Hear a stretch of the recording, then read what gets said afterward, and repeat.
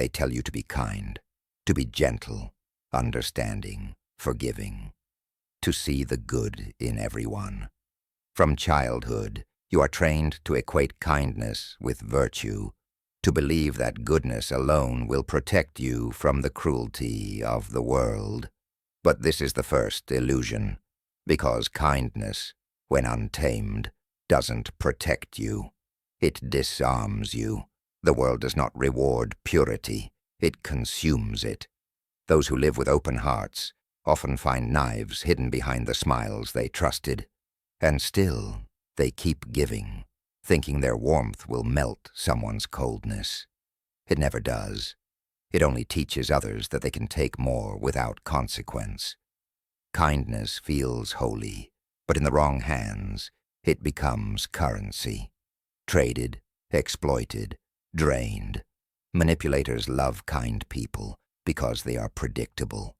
They know you'll forgive them, that you'll understand their pain, that you'll prioritize peace over confrontation. And so, the very quality that makes you human becomes the chain that keeps you weak. What's worse, society applauds this weakness. It calls it goodness. It tells you to turn the other cheek, to be the bigger person, to let go. But all these phrases are masks, designed to make the strong forget their power and the cruel forget their guilt. True kindness is not soft. It is not passive. It is not the desperate act of someone trying to be seen as good. Real kindness requires control, the ability to choose gentleness even when strength could crush. But most people never reach that level because they've mistaken obedience for virtue. They bend, they break, they serve, all in the name of goodness, while resentment quietly poisons their heart. They give because they fear rejection. They forgive because they fear conflict. They stay kind because they fear becoming what hurt them. And yet, by fearing darkness, they allow it to rule them. To be kind in this world, you must first understand its cruelty. You must see clearly the difference between goodness and gullibility, between mercy and self-betrayal. It takes courage to remain compassionate while enforcing boundaries sharp enough to draw blood. Only then does kindness mean something. Only then does it cut deep. Not because it wounds, but because it's precise. The illusion of kindness is that it is harmless. The truth is, kindness is dangerous. When guided by wisdom, it can heal or destroy with equal grace. Most people want to be seen as good. The wise prefer to be effective. The moment you stop performing kindness and start embodying it consciously, it transforms from a weakness into a weapon. You become unpredictable, capable of mercy or silence, generosity or restraint. The world cannot manipulate a man who understands the cost of his compassion. He gives when it serves purpose, withdraws when it drains power. That is the hidden face of true kindness, not the smile of the submissive, but the calm of the sovereign. Because kindness is not the absence of cruelty, it is the mastery of it. Kindness feels simple, but it's rooted in something far more ancient than morality. It's biology. The human brain evolved compassion not as a virtue, but as a survival mechanism. In the wild, cooperation meant safety. Caring for others meant protection for yourself. We learned to empathize because isolation was death. Yet somewhere along the way we confused the tool with the purpose. What began as a way to preserve life became a performance to preserve image. We stopped being kind for balance and started being kind for approval. And that shift is where most men lose power. Every act of compassion triggers a reward inside your brain. Neurochemicals like oxytocin and dopamine flood your system, making you feel warm, fulfilled, at peace. It's the mind's way of rewarding unity. But there's a hidden cost. The same system that makes kindness feel good also makes rejection feel unbearable. The brain treats social disapproval like physical pain. So you keep giving, you keep pleasing, not because it's right, but because your mind fears exile. That's not morality. That's programming. It's obedience dressed as empathy. The cruel understand this better than the kind. Manipulators don't always use fear. They use affection. They give you just enough warmth to keep you dependent, then pull it away when you disobey. It's not torture. It's conditioning. They know your kindness is an open door, and they walk through it whenever they please. The more empathy you show, the more control they gain. And because you're convinced kindness is noble, you never see it happening. You defend them. You justify them. You call it loyalty, understanding, patience. But it's not. It's control disguised as compassion. True empathy isn't emotional surrender. It's strategic understanding. It's seeing someone's motives without absorbing their chaos. To feel what another feels is a gift. To let it rewrite your boundaries is self-erasure. When your compassion blinds you to manipulation, it's no longer virtue. It's vulnerability. And this is where men fall. They want to be protectors, saviors, anchors, but the more they rescue, the less respect they command. Because in the eyes of the world, kindness without discernment isn't admirable.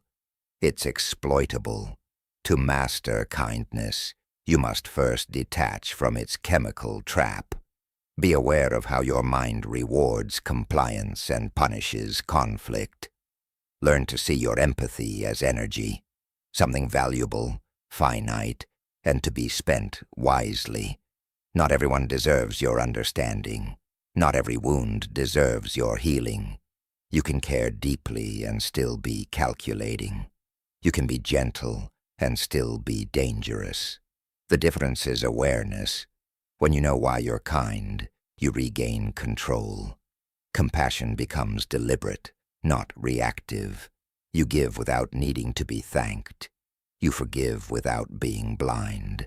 You listen without losing yourself in another's story. And that's when kindness transforms from an impulse of the body into a weapon of the mind.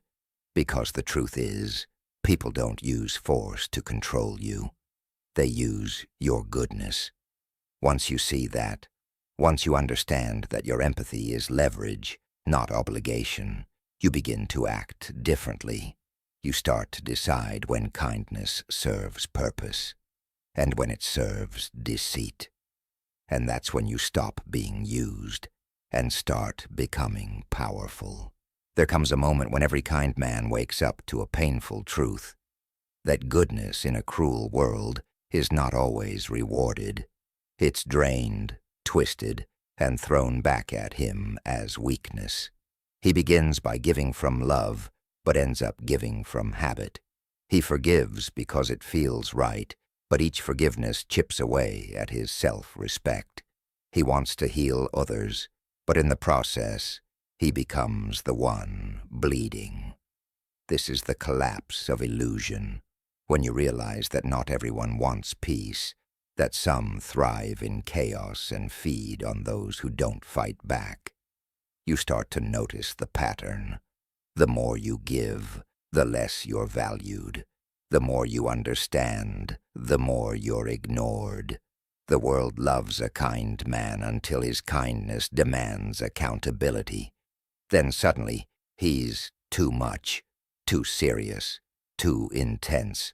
What they really mean is that your boundaries are inconvenient. And so you learn the cruel arithmetic of empathy. Every unguarded act of goodness creates a debt, one that is rarely repaid. This is where resentment is born. It grows quietly, behind your smile, inside your chest, whispering that maybe kindness was a mistake. But pain is not punishment, it's revelation. The exhaustion you feel after being used isn't failure. It's the body rejecting false peace. It's your inner voice screaming that something sacred has been misused. Most people respond by hardening completely. They kill their softness to stop the bleeding. They mistake numbness for wisdom. But there is another way, a darker, truer path. You don't have to destroy your kindness. You have to refine it. You have to let it burn until only strength remains. Pain purifies kindness. It strips away naivety, the need to be liked, the illusion that everyone deserves your softness. You stop helping to be loved.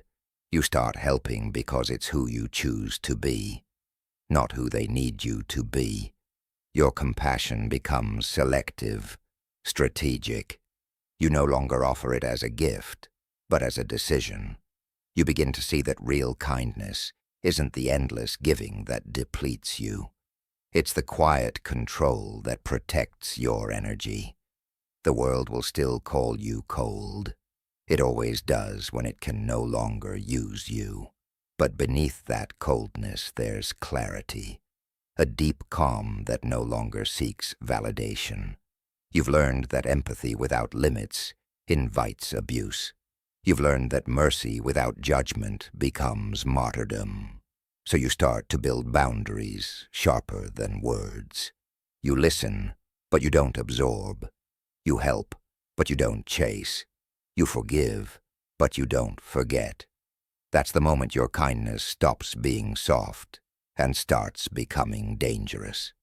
Because now it's born from awareness, not from guilt. It's no longer a reflex, it's a weapon. And like every weapon, it demands control. What was once blind goodness has evolved into precision, and precision cuts deeper than any cruelty. Pain changes everything. It turns sympathy into discernment, generosity into strategy. You still carry light within you, but now it's guided by shadows. You've learned what most never do.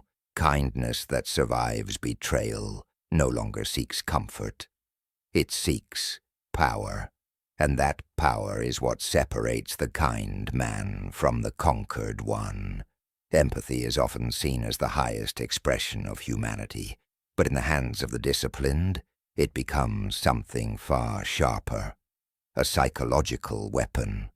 To feel deeply, yet remain detached, to understand someone's emotions without drowning in them. That is the point where compassion turns into control. When you can read pain without absorbing. Kindness becomes influence. You begin to see that emotion is not just connection, it's leverage. Those who can sense it and direct it without revealing their own feelings hold invisible power over those still ruled by theirs. Weaponized empathy begins with awareness. You stop taking words at face value and start listening to what isn't said.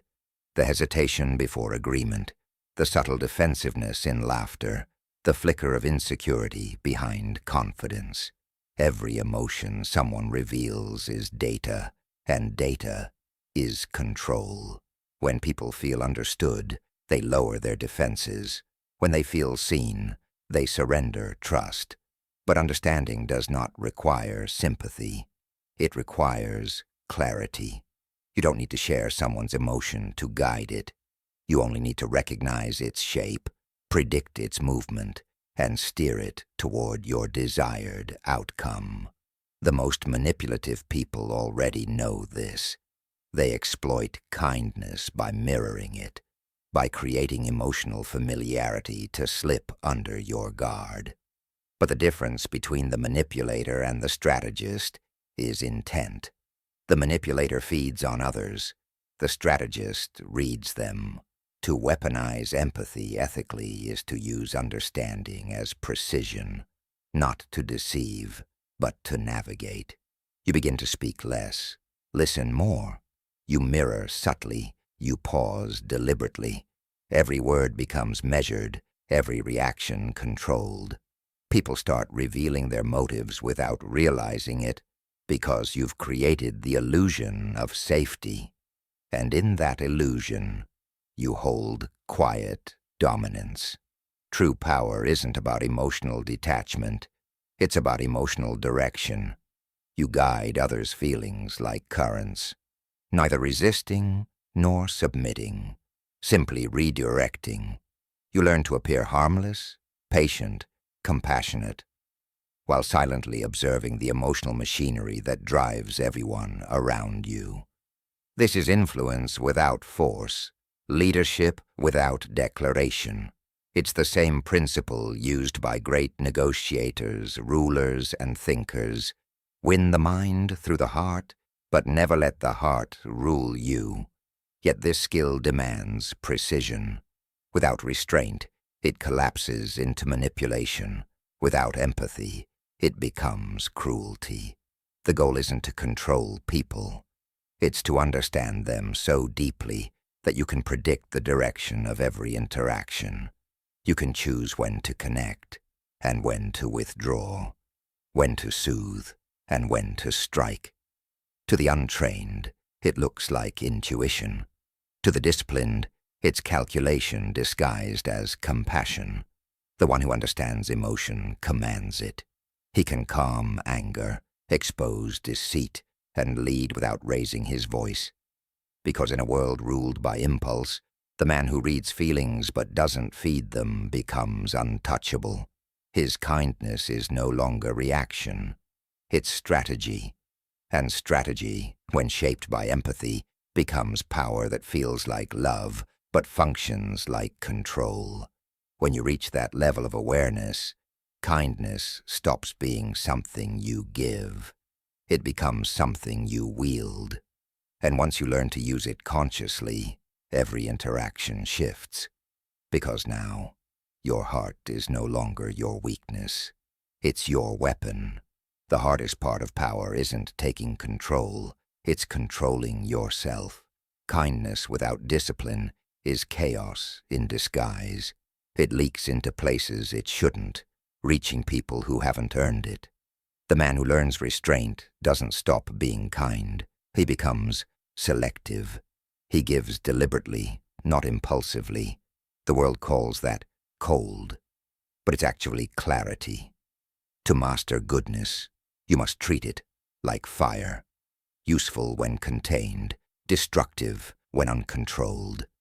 This is where power begins, not in how much compassion you have, but in how precisely you use it.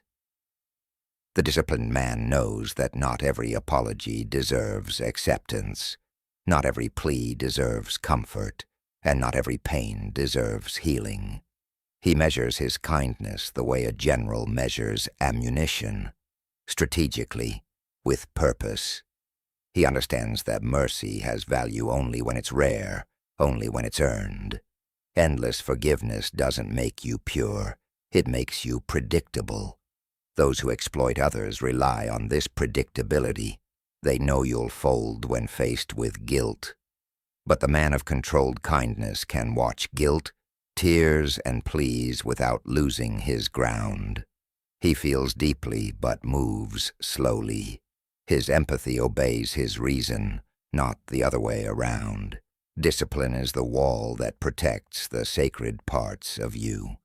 It separates self-respect from self-sacrifice. Without it, you will confuse weakness for virtue. You'll believe that saying yes keeps peace, when it actually breeds quiet resentment.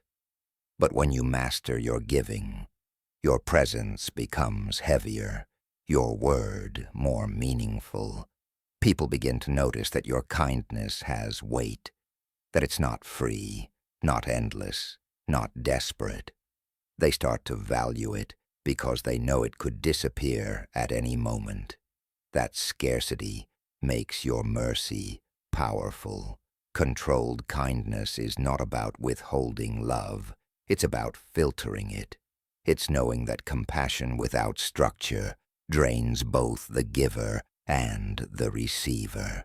You can comfort someone without absorbing their burden, Forgive without forgetting. Help without being used.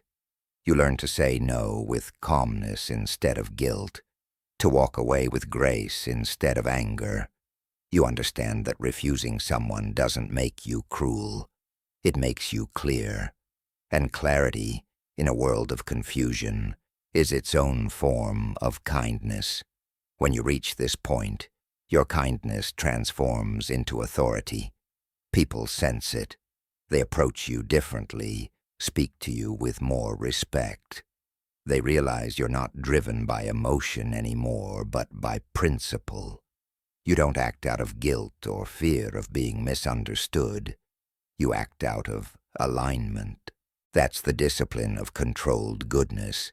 To stay kind, not because you're weak, but because you're strong enough to choose restraint. Mercy without judgment is slavery. Judgment without mercy is tyranny. The balance between the two is mastery. And mastery is what turns ordinary kindness into power, quiet, precise, and unforgettable. Kindness, when guided by strategy, stops being a virtue and becomes a language of power. Every act of compassion can be timed, aimed, and executed with precision. The man who learns this doesn't move from emotion. He moves from awareness. He studies situations the way a tactician studies the battlefield. Not everyone deserves sympathy, and not every moment calls for warmth. There are times when silence is mercy, and others when mercy is a weapon. To use kindness strategically is not deceit. It's intelligence. It's the difference between being liked and being respected. People trust kindness faster than truth. They'll question logic, but they rarely question warmth. That's why kindness can achieve what aggression never will. It slips past defenses. It disarms suspicion. It influences quietly. The strategist understands this. He knows that people open themselves to those who seem harmless. A soft tone, a patient word, a calm gaze, all of these create an illusion of safety. And in that safety, people reveal everything: their desires, their fears, their weaknesses. Strategic compassion allows you to lead without appearing to command. You guide others' emotions while keeping your own hidden behind composure. But this isn't manipulation, not if your intent is balance.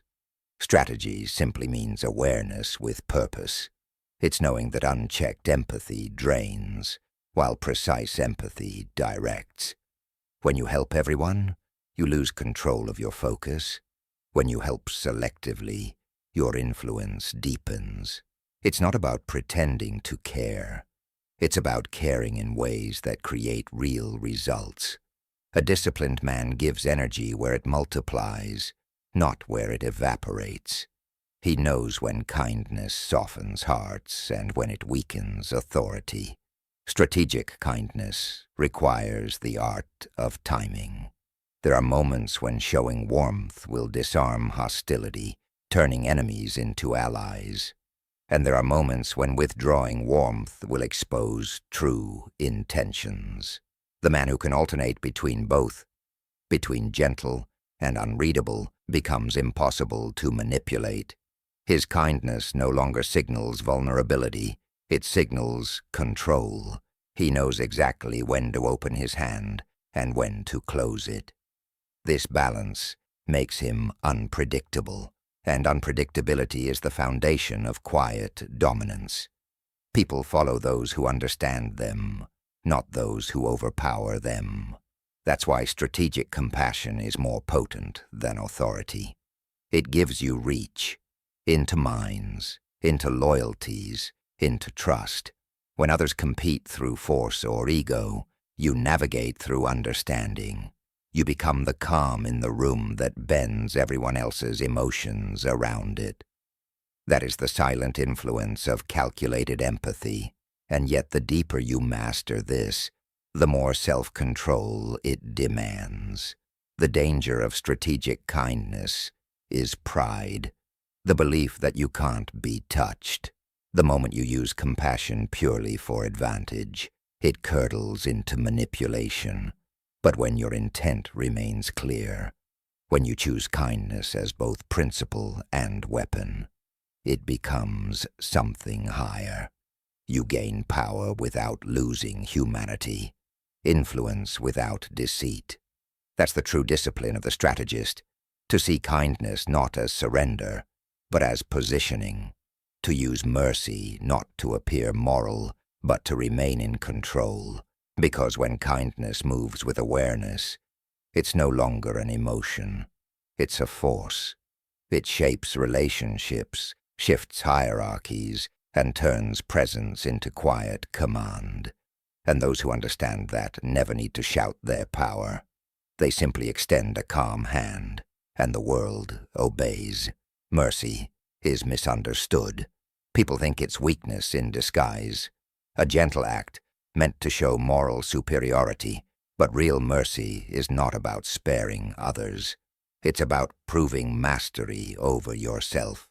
After all the betrayals, after the exhaustion, after you've seen what cruelty can do, choosing compassion becomes an act of control, not naivety.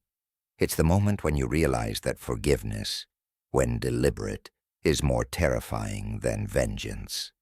Because vengeance reacts, but mercy decides, and the man who decides rules. Transformation begins here, when kindness evolves from emotion into power. You no longer give mercy out of guilt or pity. You grant it because you can. You see the world's darkness clearly, but it no longer shapes your identity. You've learned that being cruel is easy. Restraint is the harder path. Anyone can destroy. It takes dominance to hold back when destruction is possible. That's the paradox of power through mercy. The man capable of violence who chooses peace possesses a strength the violent will never understand. Every experience of pain has refined you into something sharper. The softness that once made you a target has now become armor. You can look into deceit and not flinch, face disrespect and not lose composure, stand in chaos and still remain unmoved. This isn't numbness, it's sovereignty. You've learned to feel without being ruled by feeling. You've learned that emotional control isn't detachment. It's dominance over the most unpredictable force inside you, yourself. Through this discipline, you begin to see mercy as strategy. You forgive not because they deserve it, but because it frees your mind from the weight of emotional residue. You understand that holding grudges gives your enemies a kind of residence in your thoughts. Mercy removes them entirely. You become untouchable, not because you're above pain, but because you refuse to carry it. Your peace becomes your power, a state others mistake for indifference when it's actually awareness. And as your awareness deepens, you notice something strange. People start responding differently to your calm. The same world that once exploited your softness now respects your stillness. They can sense that you're capable of destruction, yet uninterested in proving it. There's something magnetic in that. The quiet certainty of someone who doesn't need to show strength because he is strength. That's power in its purest form, invisible, internal, absolute. To reach this state is to cross a threshold few ever do. The kind man, once naive, now becomes sovereign.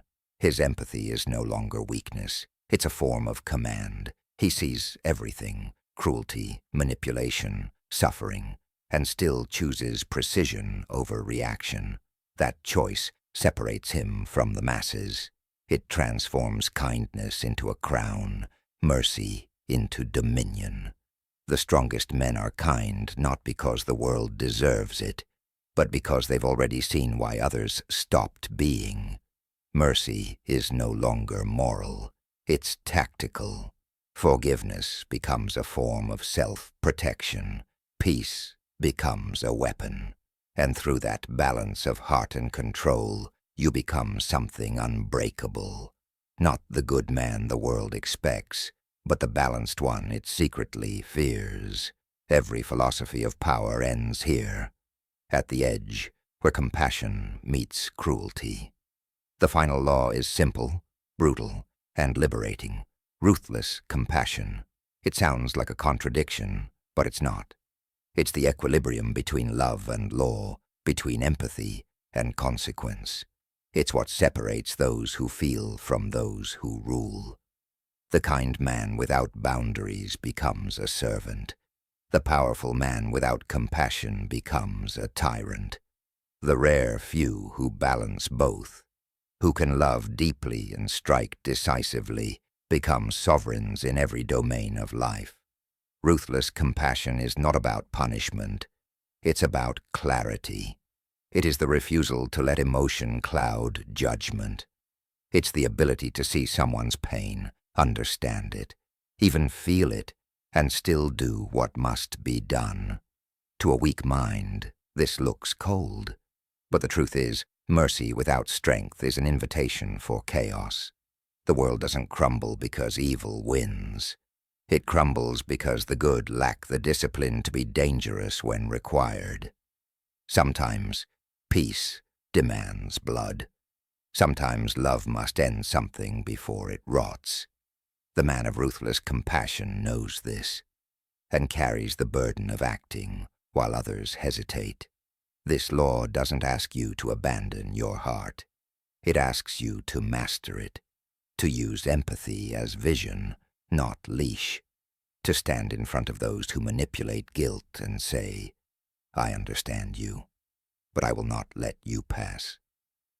To forgive does not mean to forget. To care does not mean to comply. There is a form of compassion that does not comfort.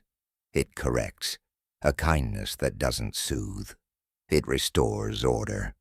It's the kind that builds empires, families, legacies that do not fall apart under softness pretending to be virtue. Every man who chooses this path pays a cost. The world will not understand him. They will call him cold, calculating, heartless. But they mistake his stillness for emptiness. In truth, it's restraint, a sacred kind of control forged by loss and awareness. Ruthless compassion is not cruelty. It's responsibility. It's carrying the weight of necessary decisions that others are too emotional to make. And that burden, heavy as it is, separates the ruler from the ruled. When you finally reach this place, you stop chasing fairness or forgiveness. You begin to operate by balance. You show kindness to the worthy, silence to the deceitful, distance to the destructive. Your mercy no longer seeks applause. Your strength no longer needs display. You act not from anger, but from alignment. You become the embodiment of the paradox, gentle hands with iron will, calm eyes with unspoken authority. The world won't thank you for this evolution. It won't celebrate your restraint or your discipline. But that's fine. The purpose of ruthless compassion isn't recognition. It's control over yourself, over your emotions, over the storm that once ruled you. You no longer try to be good. You try to be just. You no longer try to be liked. You aim to be respected. So, remember this final law. Kindness without strength is manipulation waiting to happen. Strength without kindness is corruption in disguise. The man who fuses the two becomes untouchable. Be kind, but never harmless. Be understanding, but never submissive. Because in a world that feeds on fear, mercy is the sharpest blade.